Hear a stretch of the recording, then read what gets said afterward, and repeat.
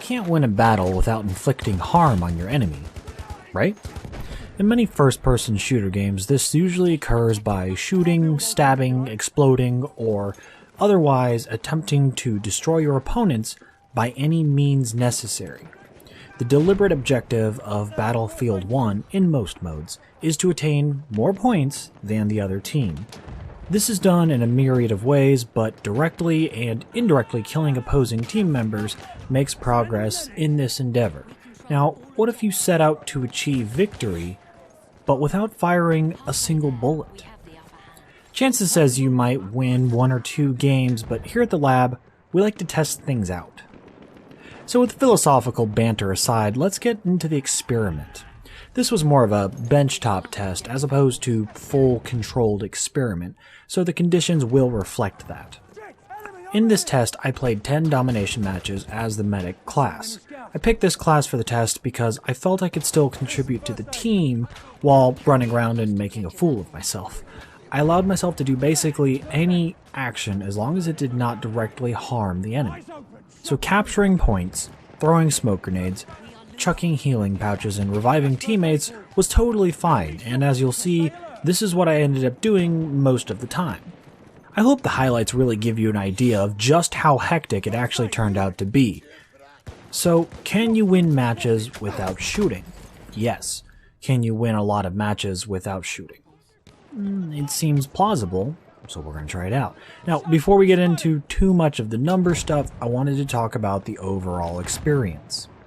So, firstly, like I mentioned earlier, I thought it would be a fairly boring event, but zigzagging, furiously running, and jumping through windows like a badass proved a different point though.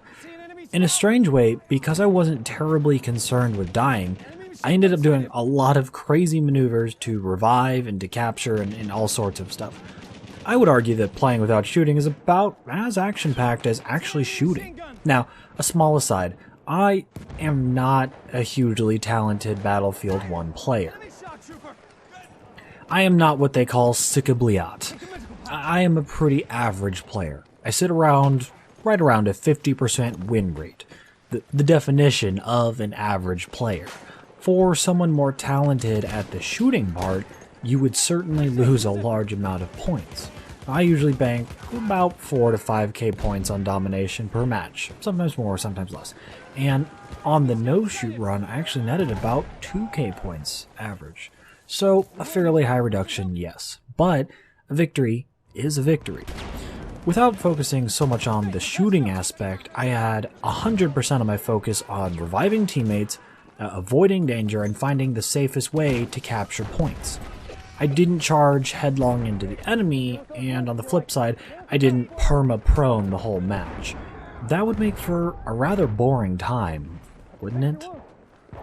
So, it appears to be a viable playstyle. But is it better than the normal run and gun method? The data points to no. Time for some numbers.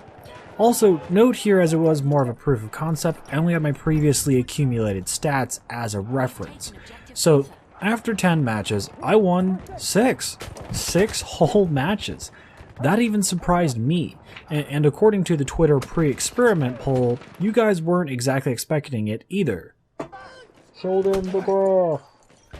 As I stated before, my normal win percentage is almost 50%, so 6 out of 10 win rate is nothing to write home about in comparison, but I think it certainly proves you could play this game style and still win. I think it also goes to prove just how effective playing the objective and keeping teammates alive is. Gotta love the medic. Now I will absolutely say there was some frustrations. To make things a little more balanced, I did this test solo. The amount of times I marked or saw enemies I couldn't kill drove me crazy.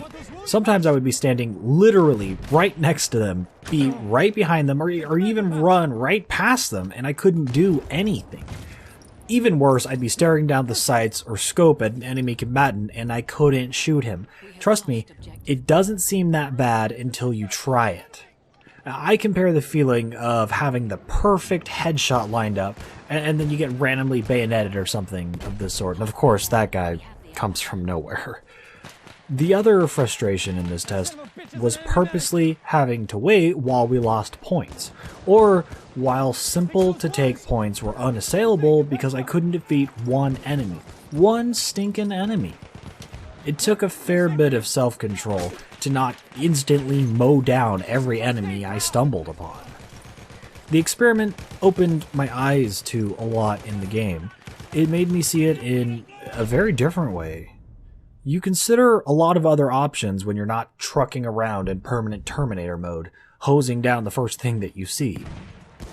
I think I learned a number of lessons from this experiment, and I'd love to impart them with you. First is objective play.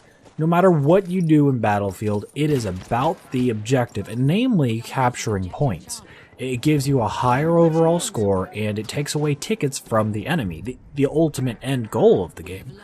You are rewarded much better for capturing a point versus killing a handful of enemies. Now, if you're actually very talented at shooting people, hey, you kill 30-40 people, you're going to score a lot of points also. So that is also good. Now, second is looking out for your teammates. When you play Battlefield 1, like most other first-person shooters, you sometimes get what I call murder vision, or murder goggles. The edges of the screen almost blur out, and you only really pick up what's directly happening in front of you, without the need to go guns a-blazing. My focus was a lot more universal. I was able to pay more attention to the minimap and see where my teammates are and who needs health or who needs a revive. The third thing I learned while doing this is that your squad is really everything.